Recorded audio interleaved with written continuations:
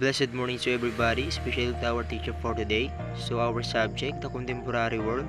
So the topic that we're assigned to our group is entitled Toward a Sustainable World. But before anything else, we would like to present ourselves first. My name is Remo de Delipas, who present the conventional words.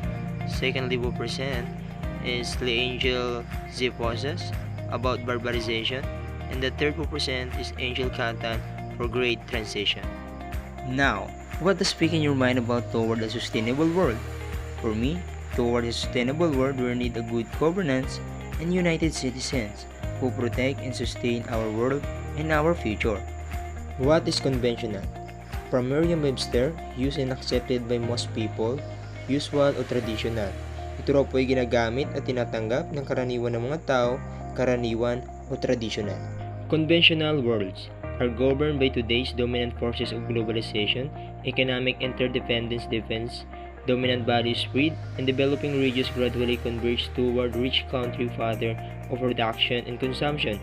Ito raw po ang konbensyonal na mundo ay pinamamahalaan ng mga nangingibabaw na pwersa ng globalisasyon ngayon. Lumalalim ang pagtutulungan ng ekonomiya, lumalaganap ang mga nangingibabaw na halaga, at unti-unting nagsama-sama ang mga umunlad na rehiyon patungo sa mga magandang produksyon at konsumo ng mga mayayamang bansa. Conventional development scenario: first, situation left as it is. Second, little or no collective efforts. Third, limited success of birth control policies. And fourth, generation of wealth but unfair distribution. What is the consequence of this?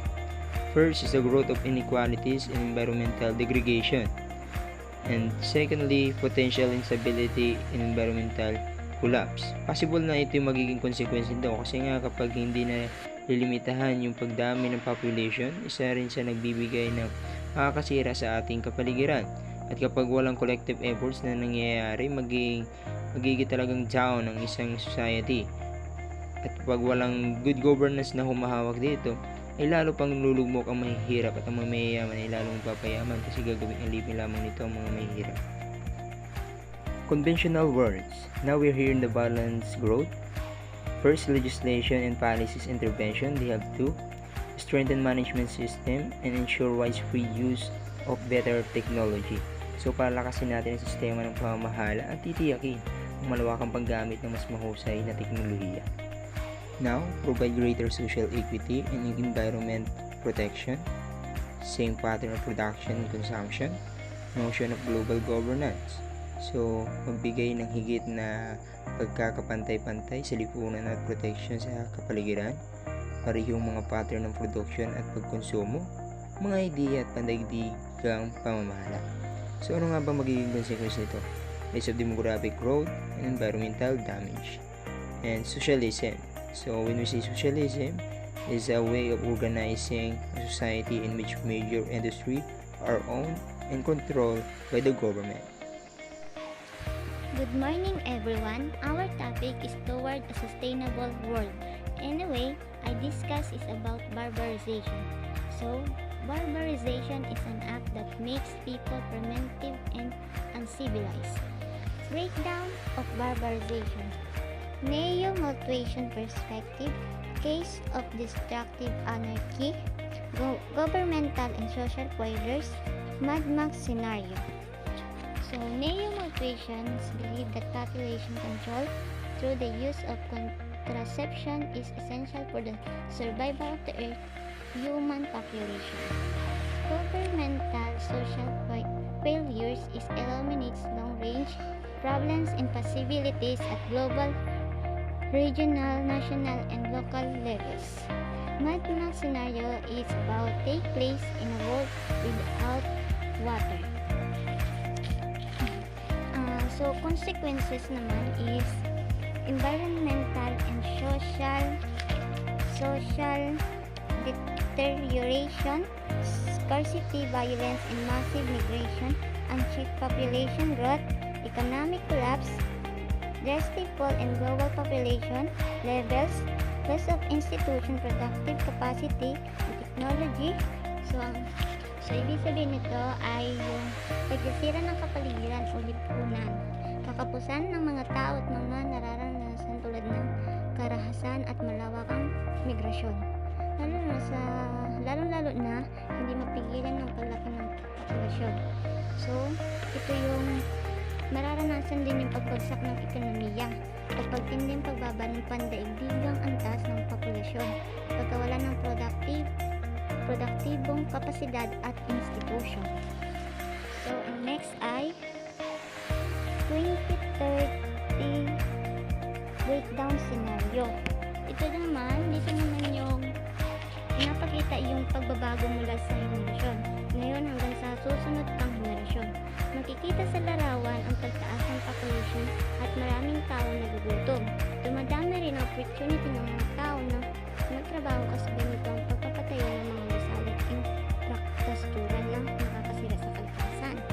Dito rin pumapasok ang life expectancy na ibig sabihin ay kung gaano katagal ang isang tao o bagay, paano sila nakakasurvive sa mundo na bumababa ang mga natural resources, nagsisitaasan ng bilihin, lalo ng pagkain, lalo pa at dumadami ang population, alinsunod sa pagtaas ng pollution na nakakaapekto sa tao at kalikasan. So, ang next ay Bulgarization Putres World.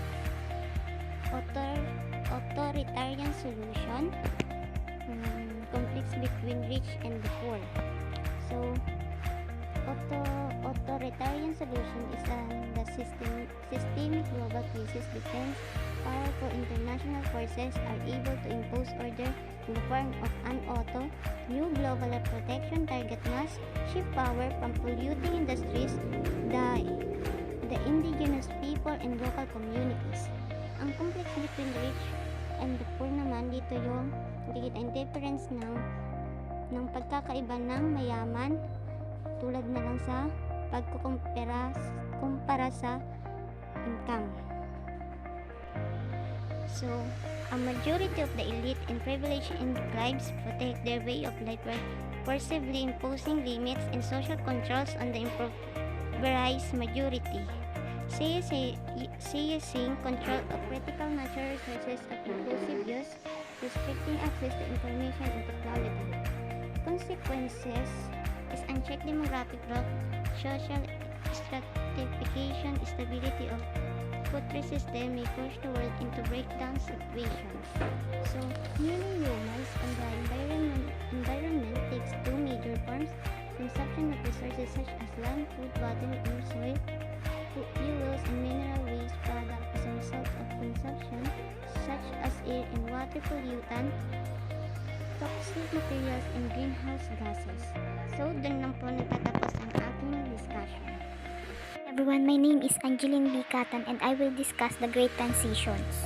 What is Great Transitions? Great Transitions envision the advent of a new development paradigm redirecting the global trajectory toward a socially equitable, culturally enriched, and ecological resilient planetary civilization.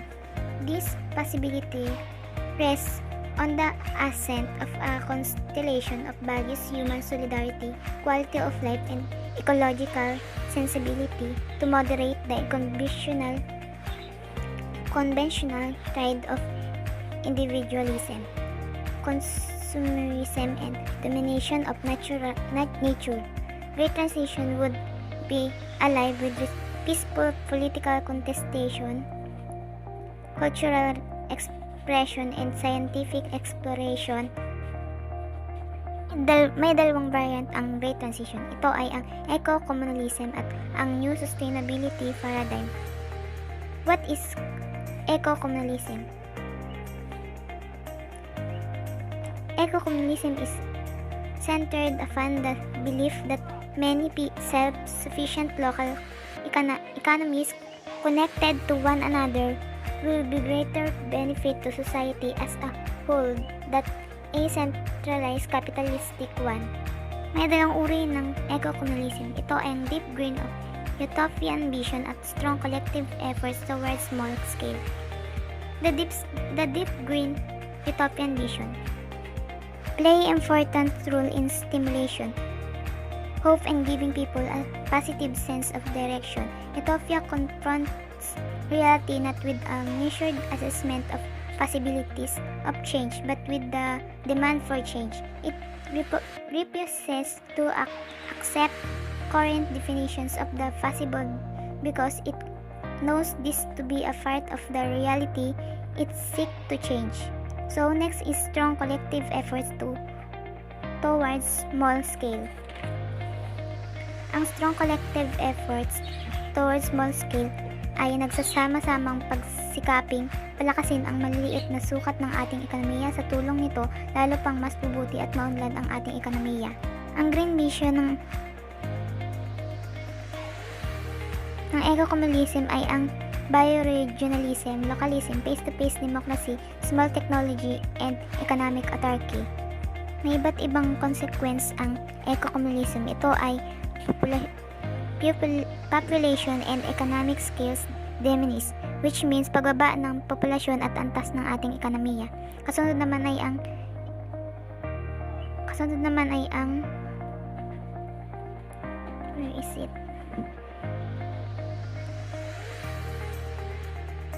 Ay ang environmental conditions improve dramatically o ang kondisyon ng kapaligiran ay hustong bumubuti.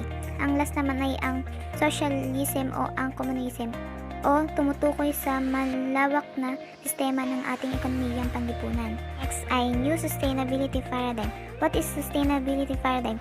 New Sustainability Paradigm would change the character of global civilization rather than retreat into localism. It validates global solidarity, cultural cross-fertilization, and economic connectedness while seeking a liberatory, humanistic, and ecological vision, which sustainability is a paradigm for thinking about the future in which environmental, society, and economic considerations are balanced in a pursuit of an improving quality of life. May iba't ibang uri ng new sustainability. Ito ay ang mga sumusunod. Una ay ang pababago ng industrial civilization. Makamit o manatili ang global level. And next, every activities must demonstrate sustainability. And last ay more equitable global civilization rather than to retreat into localism. Consequences of new sustainability paradigm: dramatic decrease of capital materials flows o kapansin-pansing pagbaba ng supply o daloy ng mga materyales through behavioral changes and technology improvement o sa pamamagitan ng pagbabago ng behavioral o pag-improve ng teknolohiya. High quality environment o pagtaas ng kalidad ng ating ekonomiya o ang ginagalawan nating environment. At ang last ay distributed welfare with economic activities oriented towards services. Thank you.